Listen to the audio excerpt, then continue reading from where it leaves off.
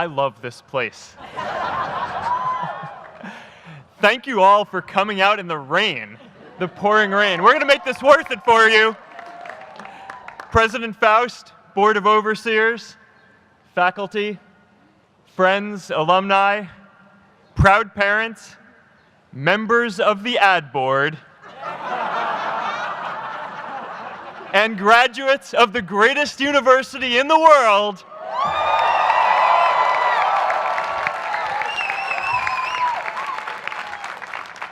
I am honored to be here with you today because, let's face it, you accomplished something I never could.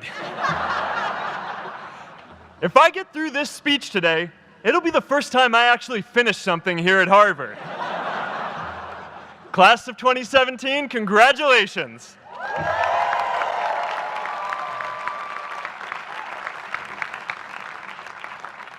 Now, I'm an unlikely speaker today, not just because I dropped out, but because we're technically in the same generation.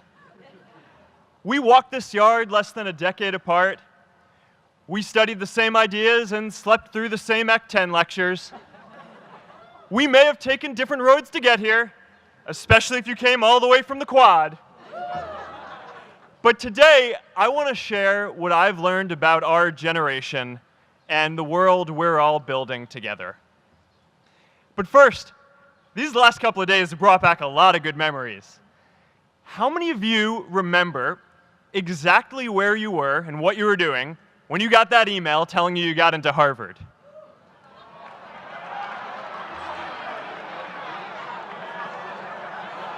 I was playing the video game Civilization, and I ran downstairs and got my dad, and for some reason, his first reaction was to video me opening the email. That could have been a really, really sad video. But I swear, getting into Harvard is the thing my parents are most proud of me for. My mom is nodding. You all know what I'm talking about. Look, guys, it's tough to beat this. You'll see when you get out there. How many of you remember your first lecture here at Harvard? Mine was Computer Science 121 with the incredible Harry Lewis. Harry. I was running late for class, so I threw on a t-shirt, and I didn't realize until afterwards that I put it on inside out and backwards, and my tag was sticking out the front. I couldn't figure out why no one in class would talk to me. Except for this one guy, KX Jin. He just went with it. We started doing our problem sets together, and now he runs a big part of Facebook. And that, class of 2017, is why you should be nice to people.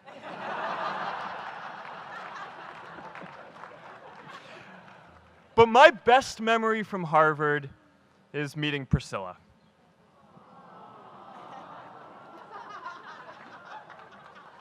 I had just launched this prank website, Face Mash, and the ad board wanted to see me. Everyone thought I was going to get kicked out. My parents drove up here to help me pack my stuff. My friends threw me a going-away party. Who does that? As luck would have it, Priscilla was at that party with her friends, and we met in line for the bathroom in the Foho Bell Tower, and in what must be one of the all-time most romantic lines, I turned to her and said, "I'm getting kicked out in 3 days, so we need to go on a date quickly." Actually, any of you graduating today can use that line. "I'm getting kicked out today. We need to go on a date fast." I didn't end up getting kicked out. I did that to myself. Priscilla and I started dating, and, you know, that movie made it seem like Face Mash was so important to starting Facebook. It wasn't. But without Face Mash, I never would have met Priscilla. And Priscilla's the most important person in my life. So you could still say it was the most important thing I built in my time here.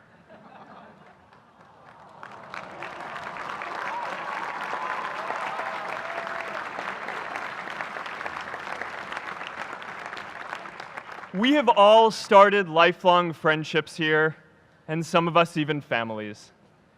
That's why I'm so grateful to this place. Thanks, Harvard.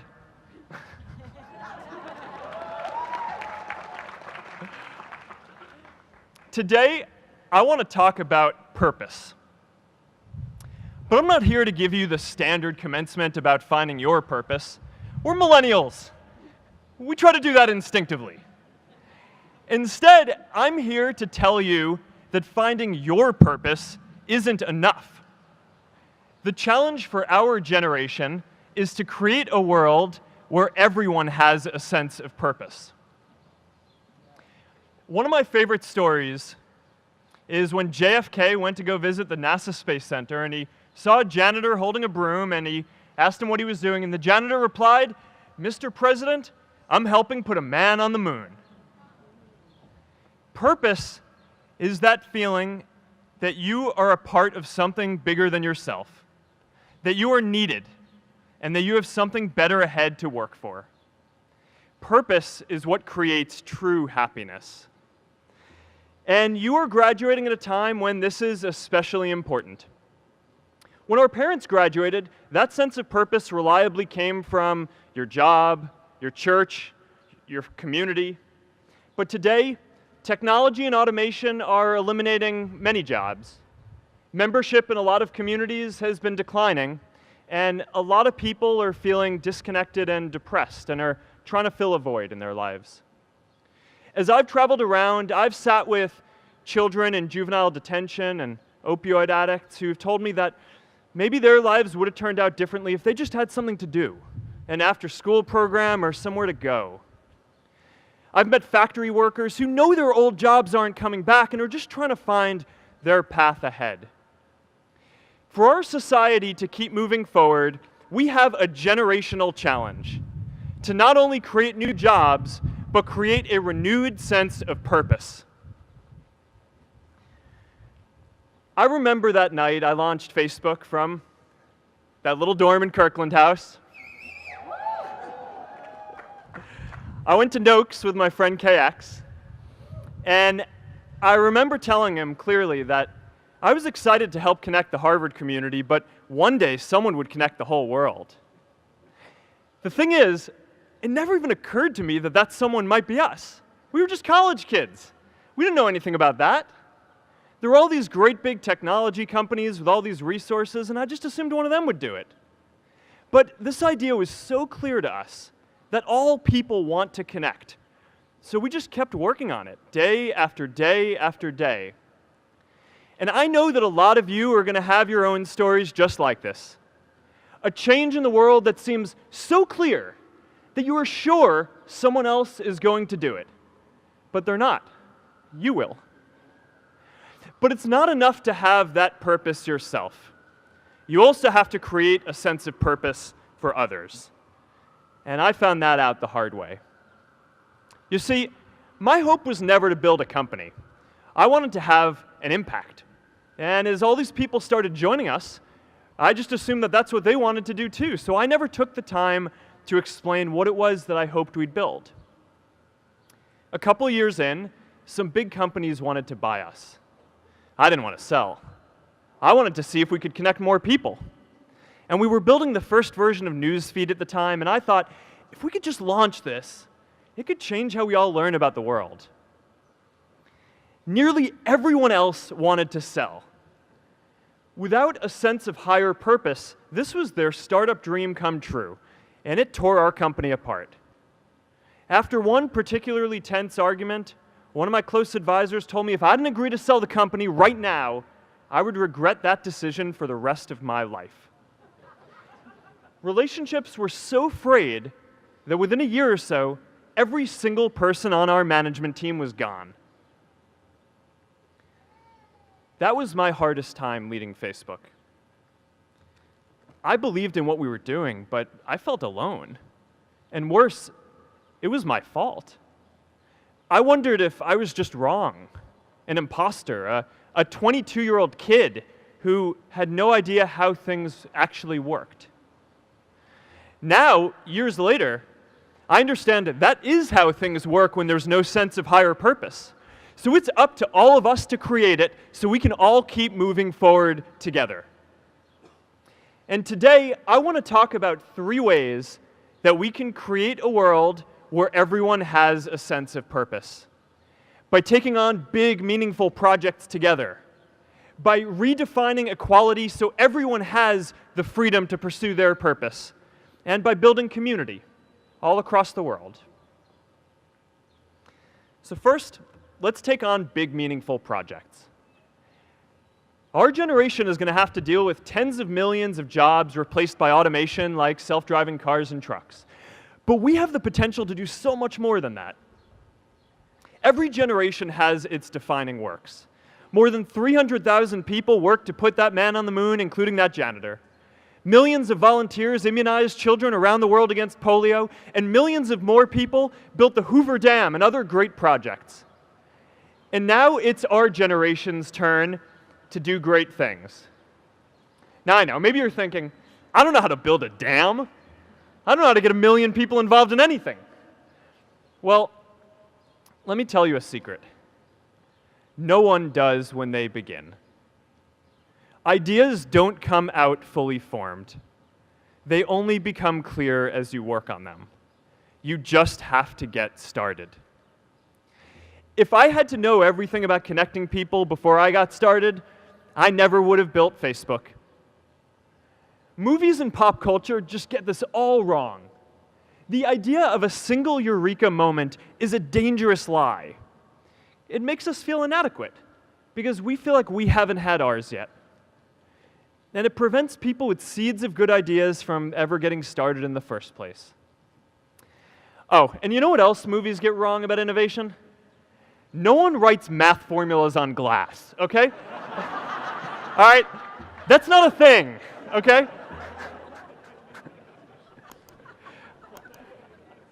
It's really good to be idealistic, but be prepared to be misunderstood. Anyone working on a big vision is going to get called crazy, even if you end up right. Anyone taking on a complex problem is going to get blamed for not fully understanding it, even though it's impossible to know everything up front. Anyone taking initiative will always get criticized for moving too fast because there's always someone who wants to slow you down. In our society, we often don't take on big things because we're so afraid of making mistakes that we ignore all the things wrong today if we do nothing. The reality is, anything we do today is going to have some issues in the future. But that can't stop us from getting started. So what are we waiting for? It is time for our generation-defining great works. How about stopping climate change before we destroy the planet and getting millions of people involved, manufacturing and installing solar panels? How about curing all diseases and getting people involved by asking volunteers to share their health data, track their health data, and share their genomes? You know, today, our society spends more than 50 times as much treating people who are sick as we invest in finding cures so people don't get sick in the first place. It makes no sense. We can fix this. How about modernizing democracy so everyone can vote online? And how about personalizing education so everyone can learn? These achievements are all within our reach. Let's do them all in a way that gives everyone in our society a role. Let's do big things, not just to create progress, but to create purpose.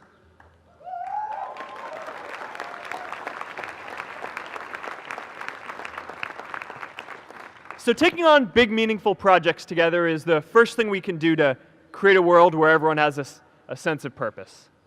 The second is redefining our idea of equality so everyone has the freedom to pursue their purpose. Now, many of our parents had stable jobs throughout their careers, but in our generation, we're all a little entrepreneurial, whether we're starting our own projects or finding our role in another one. And, you know, that's great, because our culture of entrepreneurship is how we create so much progress. An entrepreneurial culture thrives when it is easy to try lots of new ideas. Facebook wasn't the first thing I built. I also built chat systems and games, study tools and music players, and I'm not alone. J.K. Rowling got rejected 12 times before she finally wrote and published Harry Potter. Even Beyoncé had to make hundreds of songs to get Halo. The greatest successes come from having the freedom to fail. Now, today, we have a level of wealth inequality that hurts everyone. When you don't have the freedom to take your idea and turn it into a historic enterprise, we all lose. And right now, today, our society is way over-indexed on rewarding people when they're successful, and we don't do nearly enough to make sure that everyone can take lots of different shots. Now, let's face it, there is something wrong with our system when I can leave here and make billions of dollars in 10 years, while millions of students can't even afford to pay off their loans, let alone start a business.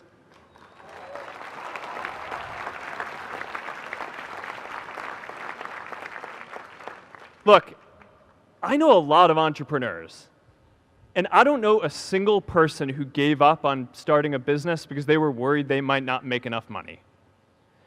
But I know too many people who haven't had the chance to pursue their dreams because they didn't have a cushion to fall back on if they failed.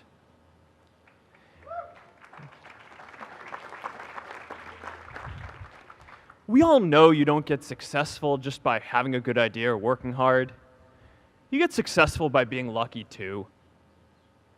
If I had to support my family growing up instead of having the time to learn how to code, if I didn't know that I was going to be fine if Facebook didn't work out, then I wouldn't be standing up here today. And if we're honest, we all know how much luck we've had to get to this point in our lives. Every generation expands its definition of equality. Previous generations fought for the vote and civil rights. They had the New Deal and Great Society. And now it's time for our generation to define a new social contract.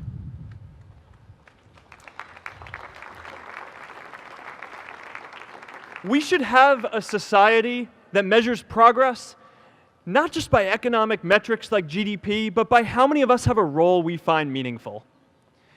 We should explore ideas like universal basic income to make sure that everyone has a cushion to try new ideas. We're all going to change jobs and roles many times, so we need affordable childcare to get to work and healthcare that's not tied to just one employer. And we're all going to make mistakes. So we need a society that's less focused on locking us up and stigmatizing us when we do. And as our technology keeps on evolving, we need a society that is more focused on providing continuous education through our lives.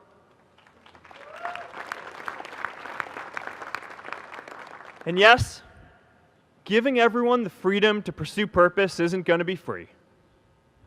People like me should pay for it. And a lot of you are going to do really well, and you should too.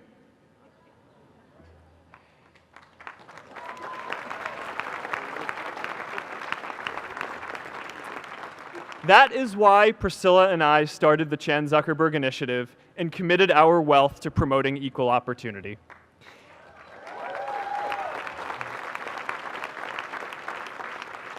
These are the values of our whole generation. It was never a question of if we were going to do this. The only question was when. Millennials are already one of the most charitable generations in history. In just 1 year, more than 3 in 4 US millennials donated to charity, and more than 7 in 10 raised money for another one. But it's not just about giving money. You can also give time. And I promise you, if you just take an hour or two a week, that's all it takes to give someone a hand and help them reach their potential. Now, maybe you're thinking, that's a lot of time. I'm not sure if I have that much time. I used to think that. You know, when Priscilla graduated from Harvard, she became a teacher. And before she'd do education work with me, She told me that I needed to get my own experience teaching a class. At first I complained. I said, I'm kind of busy. I'm running this company. But she insisted. So I taught an after-school program at the local Boys and Girls Club on entrepreneurship. I taught those kids lessons on product development and marketing, and they taught me what it was like growing up feeling targeted for your race, and what it's like having a family member in prison. I shared stories of my time in school, and they shared their hope that one day they would get to go to college too. For 5 years, I've had dinner with those students every month. One of them even threw Priscilla and me our first baby shower. And next year, they're going to college. Every one of them, first generation in their families. We can all make time to give someone a hand. Let's give everyone the freedom to pursue purpose, not just because it's the right thing to do, but because when more people can turn their dreams into something great, we are all better for it.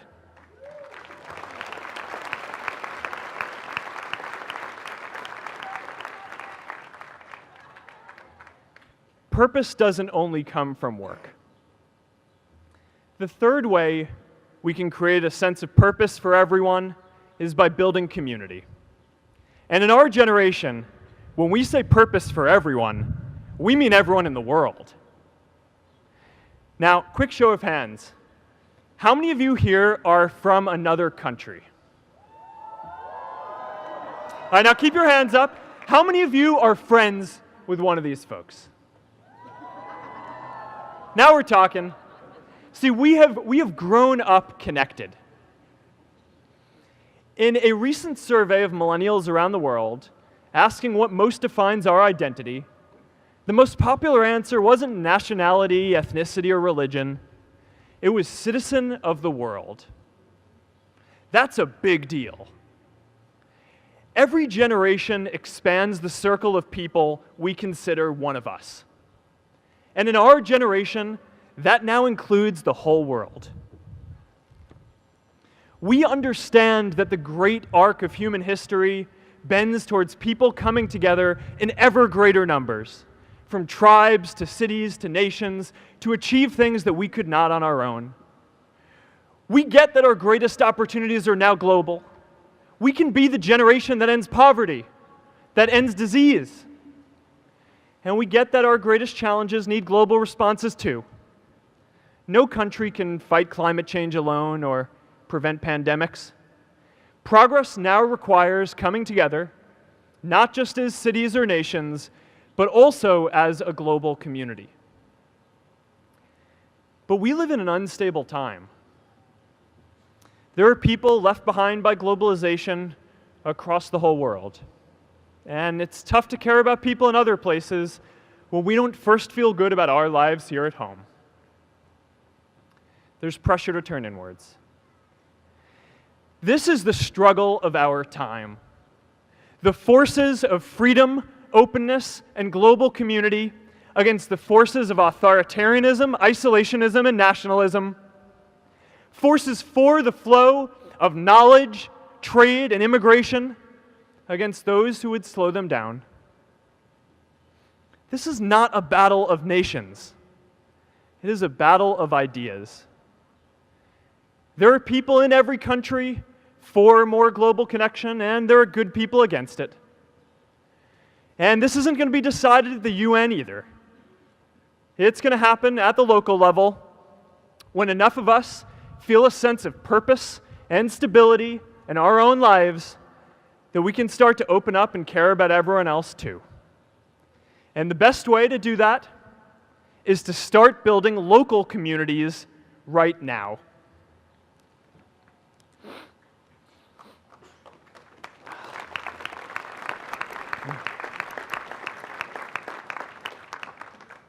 We all get a lot of meaning from our communities. Who here's from Elliott House? How about Lowell? I know you guys found community because you literally live right on top of each other. And Mather? I'll just leave that there. Whether our communities are houses or sports teams, churches or a cappella groups, they give us that sense that we are a part of something bigger, that we are not alone. They give us the strength to expand our horizons.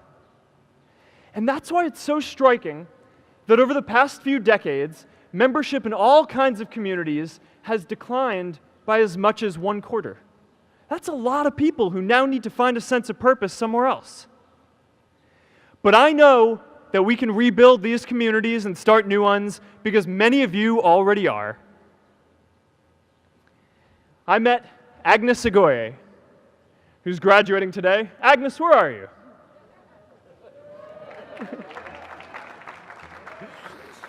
Agnes spent her childhood navigating conflict zones with human trafficking in Uganda, and now she's trained thousands of law enforcement officials to keep communities safe.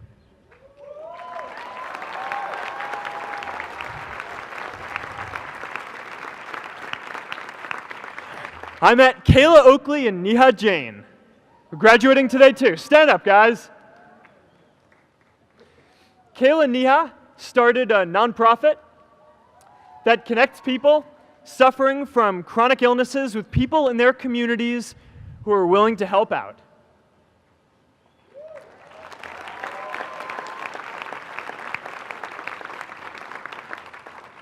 And I met David Razu Aznar, who's graduating from the Kennedy School today. David, stand up. David is a former city councilor who fought to make Mexico City the first Latin American city to pass marriage equality, even before San Francisco.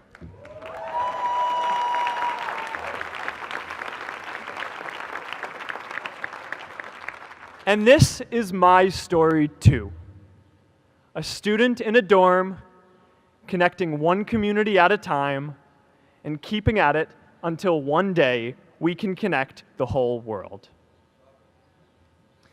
Change starts local. Even global change starts small with people like us. In our generation, the struggle of whether we connect more, whether we achieve our greatest opportunities, comes down to this: your ability to build communities and create a world where every single person has a sense of purpose.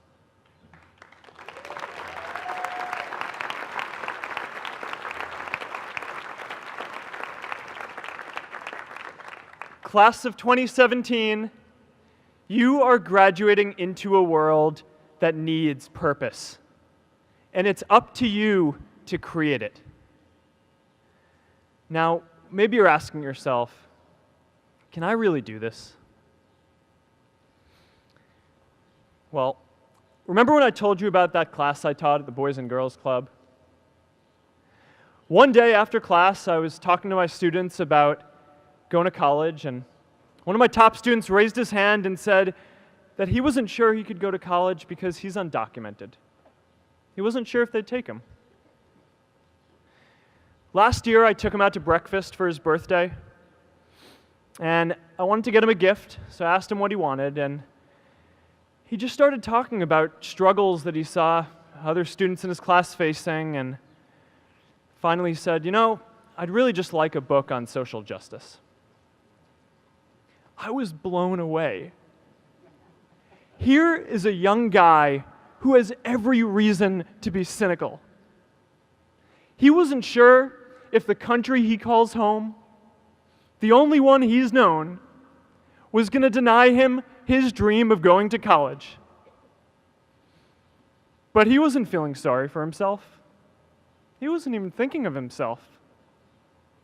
He has a greater sense of purpose, and he's going to bring people along with him. It says something about our situation today that I can't even say his name because I don't want to put him at risk. But if a high school senior who doesn't know what the future holds for him can do his part to move the world forward, then we owe it to the world to do our part too.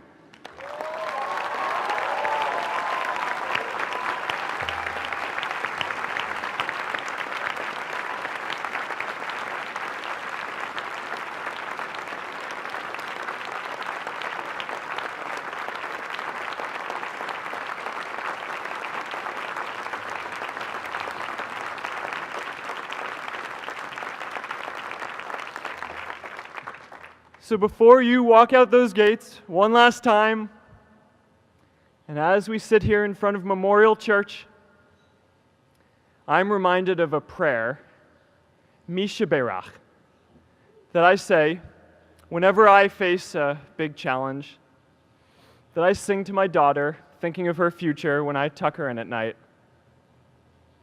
And it goes, "May the source of strength, who's blessed the ones before us, help us find the courage to make our lives a blessing." I hope you find the courage to make your life a blessing.